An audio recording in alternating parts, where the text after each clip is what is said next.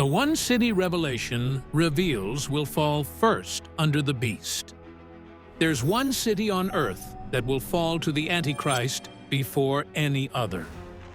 You will be shocked when you discover the 7 biblical clues that identify this true city. Discovery 1. The city everyone gets wrong. Let me start by showing you where most Christians are looking. Because if you've studied Bible prophecy at all, if you've read any end times books, if you've watched any prophecy videos, you've probably heard about Babylon's fall. Revelation chapter 18. One of the most dramatic, vivid, catastrophic descriptions of judgment in all of Scripture. Listen to how it begins. Verse 2. And he cried mightily with a strong voice, saying, Babylon the Great is fallen, and is become the habitation of devils, and the hold of every foul spirit, and a cage of every unclean and hateful bird. Babylon the Great is fallen. Twice. Emphatic repetition. Total destruction. And then the chapter goes on to describe it in devastating detail. Verses 9 and 10. And the kings of the earth, who have committed fornication and lived deliciously with her, shall bewail her and lament for her, when they shall see the smoke of her burning, standing afar off for the fear of her torment, saying, Alas, alas, that great city Babylon, that mighty city, for in 1 hour is thy judgment come. 1 hour. Complete destruction. Global leaders watching from a distance, terrified. Merchants weeping because their wealth is gone. Shipmasters crying out because international trade has collapsed. A superpower obliterated in 60 minutes. That's what most prophecy teachers focus on. That's the city everyone talks about. And the speculation runs wild. Is it Rome? The seat of Catholicism? The religious harlot riding the beast? Is it New York? The economic capital of the world? The center of global finance? Is it Dubai? The modern Babylon, built on wealth and luxury in the Middle East? Is it literal Babylon in Iraq, rebuilt as a one-world capital? But here's the problem, and pay close attention to this because it's the key to understanding everything else. Babylon falls late in the tribulation, near the very end, right before Armageddon, after the bowl judgments, after most of the 7-year period has already unfolded. Revelation 18:8 tells us, Therefore shall her plagues come in 1 day, death and mourning, and famine, and she shall be utterly burned with fire. For strong is the Lord God who judgeth her. 1 day, sudden, catastrophic, final. That's how Babylon goes down. Not a gradual occupation, not a 42-month siege. 1 day of fire, and it's over. So if you're watching for Babylon's fall as the first major city judgment, if you think that's the sign the Antichrist is taking control, you're going to miss what happens earlier. You're going to overlook the city that falls at the beginning of the worst persecution. You're going to be watching the wrong place at the wrong time, because there's another city. Discovery 2. Jesus names the city. Matthew chapter 24. Jesus is sitting on the Mount of Olives. He can see Jerusalem spread out below him, the temple gleaming in the sun. The disciples have just asked him about the end times, about his return, about the signs that will precede it. And Jesus begins to answer. He talks about false messiahs, wars and rumors of wars, famines, earthquakes, persecution, deception, the gospel preached to all nations. And then he gets specific. Verse 15, When ye therefore shall see the abomination of desolation, spoken of by Daniel the prophet, stand in the holy place. Whoso readeth, let him understand. Stop right there. Whoso readeth, let him understand. Jesus is saying, pay attention. This is critical. Make sure you grasp what I'm about to tell you. The abomination of desolation, the same event Daniel prophesied, the same desecration Paul described, the same moment Revelation 13 depicts. When the Antichrist enters the temple, stops the sacrifices, sets up his image, declares himself God. And where does this happen? Where is the holy place? Verse 16 tells us, "Then let them which be in Judea flee into the mountains." Judea. Jesus explicitly names the location. Not Babylon, not Rome, not Egypt, not any other nation. Judea, the region surrounding Jerusalem, the heart of Israel, the land God gave to the Jews, and his command? Flee. Immediately. Urgently. Don't delay. Verses 17 through 20 continue.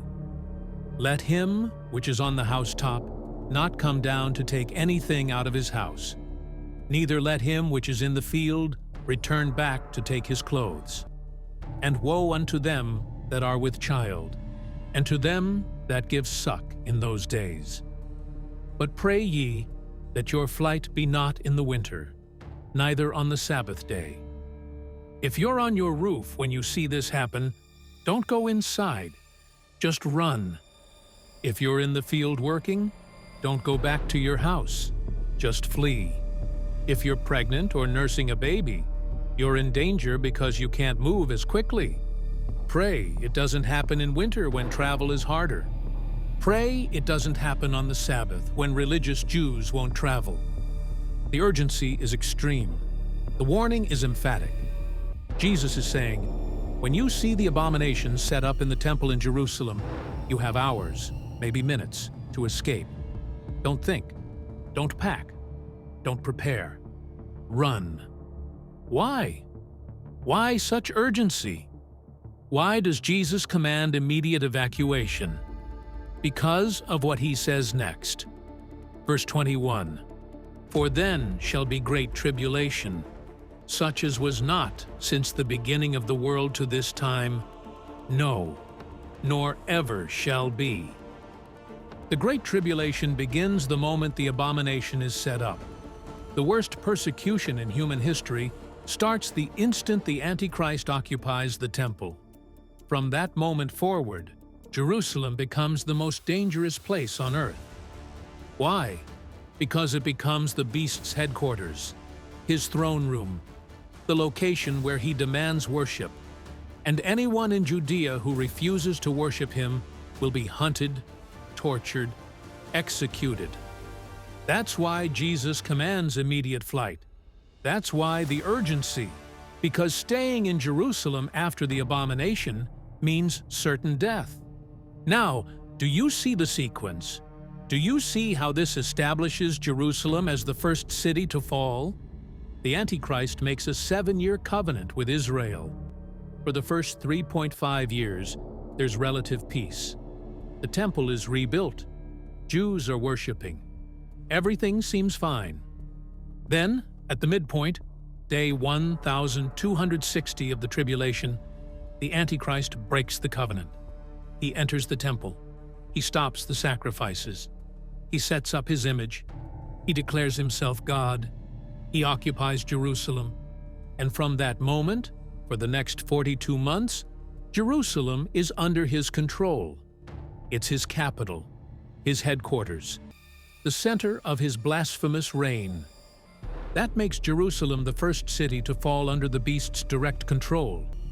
Not Babylon, which falls later. Not any other city. Jerusalem, at the midpoint of the tribulation, exactly as Daniel prophesied, exactly as Jesus warned. But why Jerusalem? Why does the Antichrist choose that specific city?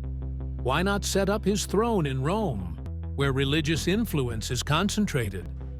Why not New York, where economic power flows? Why not a neutral location that wouldn't inflame religious tensions? Because there's something about Jerusalem that Satan has wanted for 4,000 years. Something that makes it the ultimate target. Something that, when he finally conquers it through his chosen vessel, represents the highest form of blasphemy possible. Discovery 3. Why Jerusalem? The city Satan has always wanted. Let me show you something that will clarify everything. Because once you understand the spiritual significance of Jerusalem, once you grasp why God chose it, you'll understand why Satan targets it. Jerusalem isn't just another city. It's not just the capital of Israel. It's not just a historical location with religious importance. Jerusalem is God's chosen city, the place where He put His name, the location where His presence dwelt, the site of His temple, the future capital of His millennial kingdom. Listen to what God Himself says about Jerusalem. For the Lord hath chosen Zion. He hath desired it for His habitation. This is my rest forever. Here will I dwell, for I have desired it. The Lord hath chosen Zion. That's Jerusalem. God chose it, not because it was the largest city, not because it was the wealthiest, not because it had strategic military value. God chose it because He desired it. This is my rest forever. Here will I dwell. God's presence, God's dwelling place, God's throne, forever. 1 Kings 11:36 confirms it. The city which I have chosen me to put my name there. God's name is on Jerusalem, connected to it, identified with it. When people think of God, they think of Jerusalem. When they worship the God of Israel, they face Jerusalem. That's why the temple was there. That's why the Ark of the Covenant rested there. That's why the Holy of Holies was there. That's why God's glory dwelt between the cherubim there. Because Jerusalem is God's chosen city. Now, here's what you need to understand. Satan hates what God loves. He attacks what God values. He tries to destroy what God has called holy. And for 4,000 years, from the time Abraham was shown Mount Moriah, the future site of the temple, Satan has been trying to conquer, defile, and destroy Jerusalem. Look at the historical pattern. Antiochus Epiphanes, a foreshadow of the Antichrist, entered the temple, sacrificed a pig on the altar, set up an image of Zeus, forbade Jewish worship. The abomination of desolation. A preview of what the final Antichrist will do. Roman destruction, 70 AD. Titus and his legions burned the temple, slaughtered over 1 million Jews, scattered the survivors. Jerusalem ceased to exist as a Jewish city for centuries. Islamic conquest, 637 AD. The city changed hands multiple times, all because of its religious significance. Modern conflicts, 1948 to present. Every war Israel has fought has centered on Jerusalem. Every peace negotiation stumbles over Jerusalem. Every terrorist attack targets Jerusalem, the most contested city on earth. Why? Why has more blood been spilled over Jerusalem than any other city in history? Why has it been destroyed and rebuilt 9 times? Why is it the most fought-over piece of real estate on the planet? Because Satan knows what God declared. This is my rest forever. Here will I dwell. If Satan can conquer Jerusalem, if he can defile God's temple, if he can set up his throne where God's presence once dwelt, it's the ultimate act of rebellion, the ultimate blasphemy, the ultimate insult to God. Not just conquering a city, conquering the city. Not just occupying a temple, occupying the temple. not just ruling a nation, ruling the nation God chose. And that's exactly what the Antichrist does. That's why he enters the temple in Jerusalem. That's why he sits there declaring himself God. That's why he makes it his headquarters for 42 months. Because 2 Thessalonians 2:4 says, "So that he as God sitteth in the temple of God, showing himself that he is God." He's not sitting in St. Peter's Basilica in Rome. He's sitting in God's temple, in God's city, on God's throne. It's Satan's ultimate "I will" statement.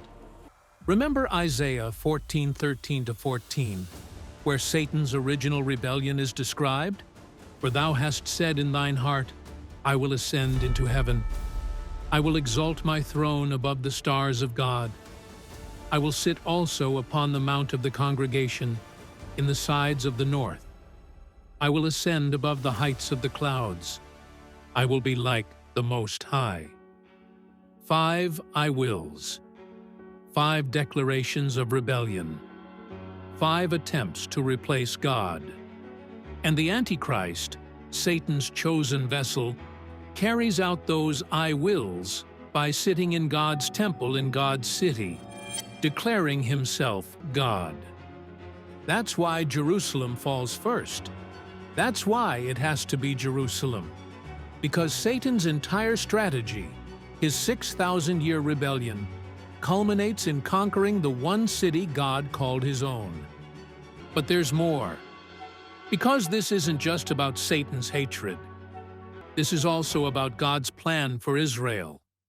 Because remember what Daniel 9:24 says, "70 weeks are determined upon thy people and upon thy holy city, to finish the transgression, and to make an end of sins, and to make reconciliation for iniquity, and to bring in everlasting righteousness, and to seal up the vision and prophecy, and to anoint the most holy." Thy people, Daniel was Jewish. His people are Israel. Thy holy city, Jerusalem. The 70 weeks, 490 years, are determined specifically upon Israel and Jerusalem. Now, I know what some of you are thinking. But you said Revelation reveals this. Where in Revelation does it explicitly say, Jerusalem falls? Let me show you. Because Revelation doesn't just imply it. Revelation gives us the precise timeline, the exact duration, the specific 42-month countdown. And when you see it, when you understand the numbers, there's no ambiguity left. Discovery 4, the 42-month countdown. Revelation is full of numbers, specific durations, exact timelines. And if you pay attention to them, if you track them carefully, they unlock the chronology of the entire tribulation. Let me show you how Revelation describes the same time period using different measurements. Because understanding this is critical to seeing when Jerusalem falls. Revelation 11:2. But the court which is without the temple leave out, and measure it not. For it is given unto the Gentiles, and the holy city shall they tread under foot 42 months. 42 months. And what's being trampled? The holy city. That's Jerusalem. Gentiles, non-Jews, are occupying it, controlling it, trampling it for 42 months. Revelation 11:3.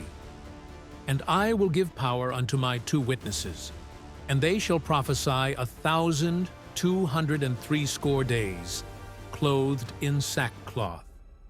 1,260 days. That's 42 months. That's 3.5 years. 360-day prophetic years. Same duration, different measurement. Revelation 12:6. And the woman fled into the wilderness, where she hath a place prepared of God, that they should feed her there 1,260 days. Again, 1,260 days. The woman, representing Israel, flees into the wilderness and is protected there for 1,260 days. Revelation 12:14. And to the woman were given 2 wings of a great eagle, that she might fly into the wilderness, into her place, where she is nourished for a time, and times, and half a time, from the face of the serpent. A time, and times, and half a time.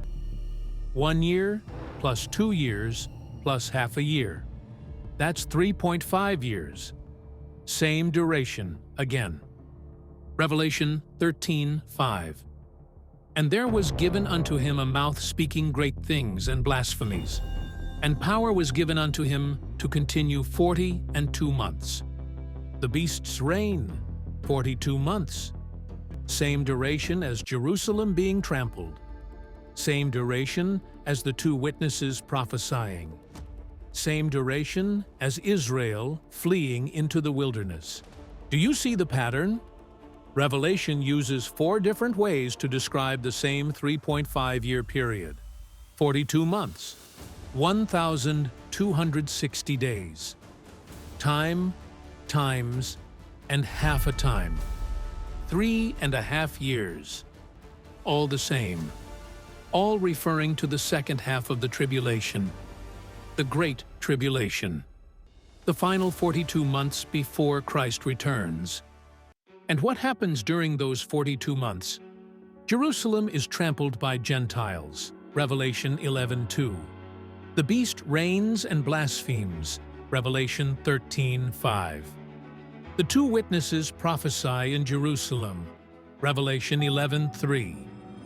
Israel flees into the wilderness for protection, Revelation 12:6-14. All of that starts when? At the midpoint of the tribulation, when the abomination of desolation is set up, when the Antichrist enters the temple and declares himself God. Let me show you the complete timeline. Day 1 of the tribulation. The Antichrist confirms a 7-year covenant with Israel. Daniel 9:27a. Peace agreement. Protection guaranteed. Temple rebuilt. Jews begin offering sacrifices again. Years 1 to 3.5, days 1 to 1,260. First half of the tribulation. False peace. Sealed judgments. Trumpet judgments. World thinks the Antichrist is a brilliant peacemaker. Israel feels secure. Day 1,260. Midpoint. The abomination of desolation. The Antichrist breaks the covenant, Daniel 9:27b, enters the temple, stops the sacrifices, sets up his image, Revelation 13:14-15, declares himself God, 2 Thessalonians 2:4. Jerusalem falls under his control. The Great Tribulation begins. Days 1,260 to 2,520. Last 3.5 years. Jerusalem occupied by the beast. Trampled by Gentiles for 42 months. Revelation 11:2. The mark of the beast enforced. Revelation 13:16-18. Massive persecution. Martyrdom. Bold judgments poured out. Babylon destroyed near the end. Revelation 18. Armies gather for Armageddon. Revelation 16:16. Day 2520, end of tribulation. Christ returns. Revelation 19:11-21. Beast and false prophet thrown into lake of fire. Revelation 19:20. Jerusalem liberated. Millennium begins. Revelation 21:6.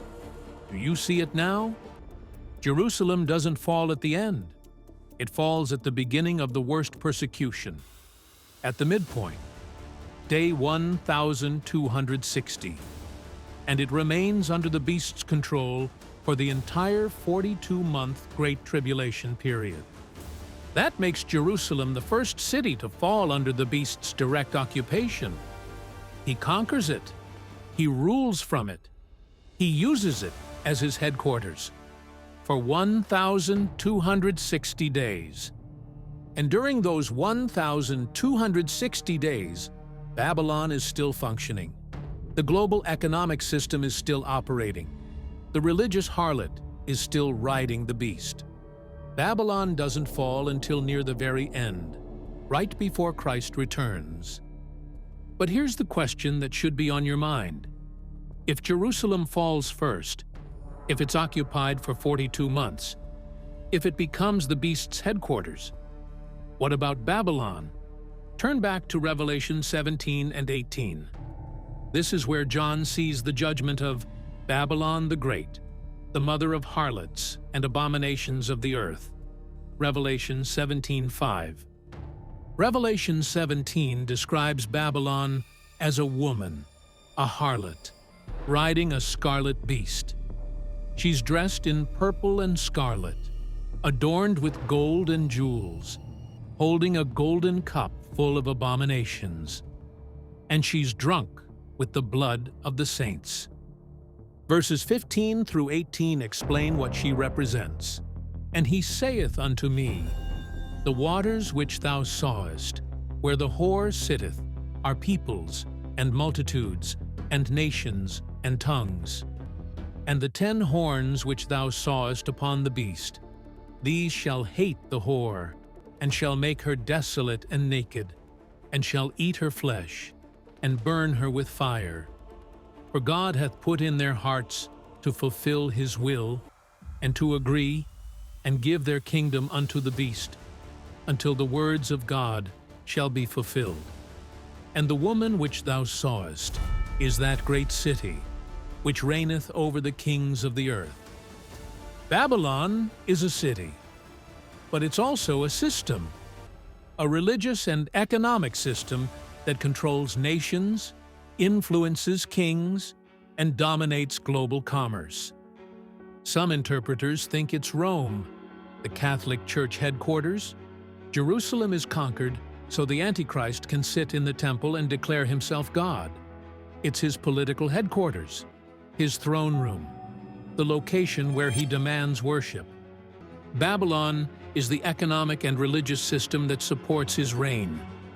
It's the commerce, the trade, the wealth, the false religion, the global network that enables his control. And here's the key. The beast needs Babylon functioning throughout his 42-month reign. He needs the economic system operating. He needs the religious deception continuing. He needs the global commerce flowing so he can enforce the mark. No one can buy or sell without it. Revelation 13:17. That's why Babylon doesn't fall until the very end. The beast is using it. He's profiting from it. He's controlling through it. But then, as the bowl judgments are being poured out, as the world system is collapsing, as the armies are gathering for Armageddon, God destroys Babylon. Revelation 17:16-17 tells us, And the 10 horns which thou sawest upon the beast, these shall hate the whore, and shall make her desolate and naked, and shall eat her flesh, and burn her with fire. For God hath put in their hearts to fulfill his will, and to agree, and give their kingdom unto the beast, until the words of God shall be fulfilled. Even the beast's own allies turn on Babylon. They destroy it. God puts it in their hearts to do his will. The system collapses from within, and then fire consumes what's left. And once Babylon is destroyed, once the economic system is gone, once the religious deception is shattered, the beast is finished. He has no support structure left, no financial base, no global network. And that's when Christ returns, Revelation 19, which brings us to the final discovery, the one that shows us what happens after Jerusalem falls. Because the story doesn't end with 42 months of occupation. It doesn't end with the beast's blasphemous reign. It ends with restoration, redemption, exaltation. The city that falls first becomes the city that rises highest. Discovery 6. What happens after Jerusalem falls? Let me paint you a picture of the future, because this is where it all leads. This is the final chapter of Jerusalem's story, and it's glorious. Jerusalem falls to the Antichrist.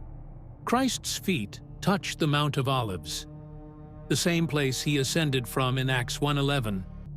The angels told the disciples, "This same Jesus, which is taken up from you into heaven, shall so come in like manner, as ye have seen him go into heaven."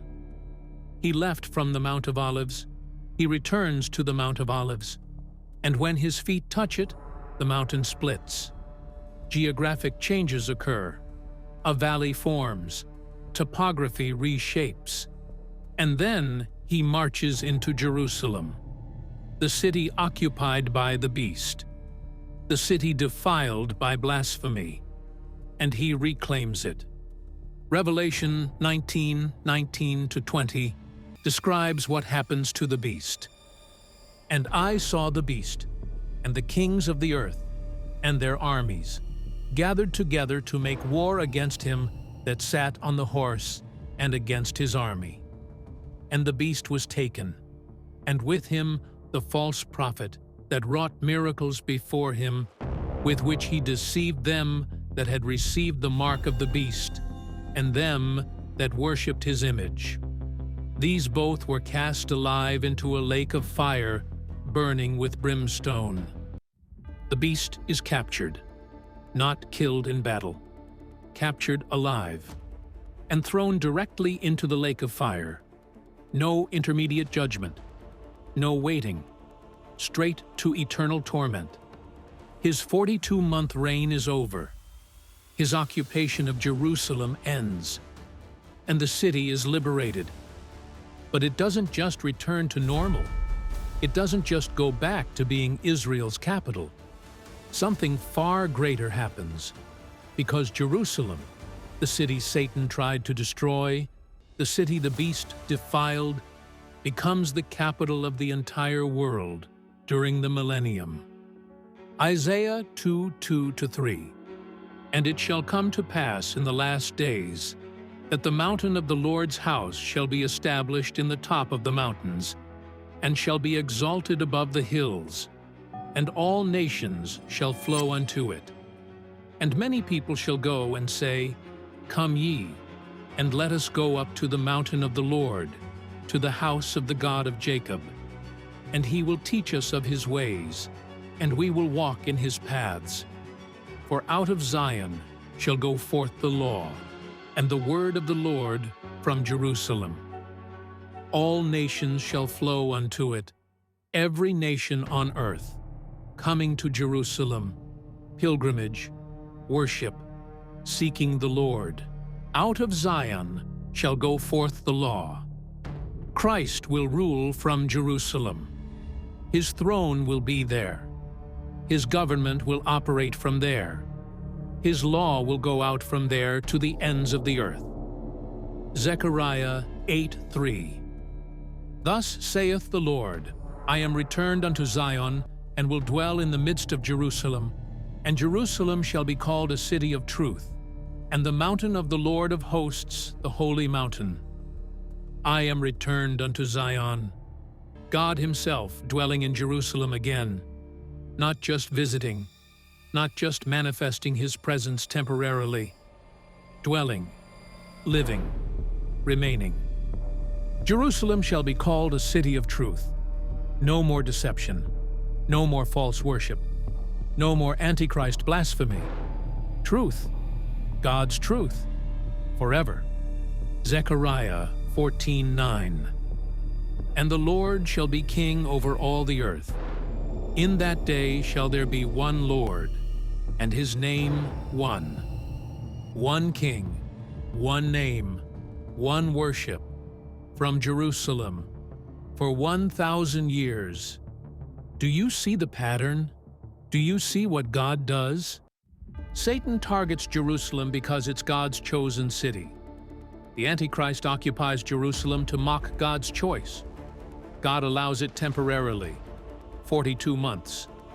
Then Christ returns, liberates it, and exalts it above every city on earth. The city that fell first becomes the city that rises highest.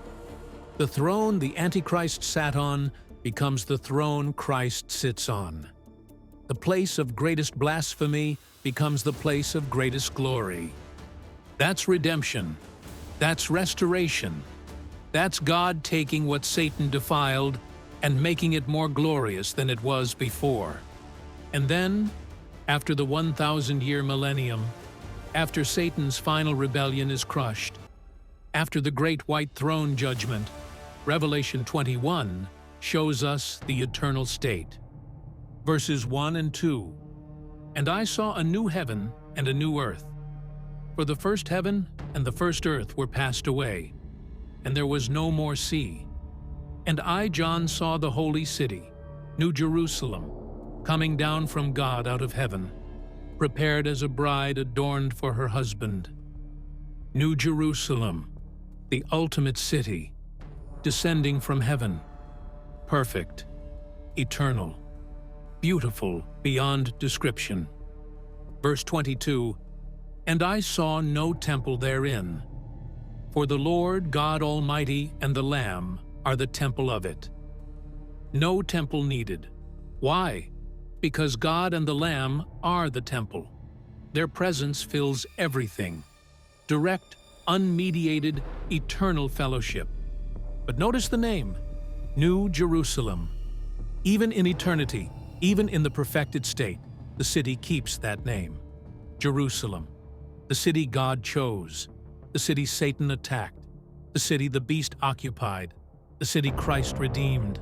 And here's the contrast that should make you worship. Babylon, used by the beast throughout the tribulation, then destroyed in 1 hour by God's judgment, never rebuilt. Revelation 18:21 says, and a mighty angel took up a stone like a great millstone and cast it into the sea, saying, thus with violence shall that great city Babylon be thrown down, and shall be found no more at all. Gone forever, erased, no trace. Jerusalem, occupied by the beast for 42 months, then liberated by Christ at his return, made the millennial capital for 1,000 years, then transformed into New Jerusalem for eternity, redeemed forever, exalted, made new. That's the difference between the city Satan built and the city God chose. One is temporary and destroyed, the other is eternal and glorified. And that's why understanding which city falls first matters so much. Because Jerusalem's fall isn't the end of the story. It's the beginning of the final act. And the final act ends with God's glory filling the city Satan tried to destroy.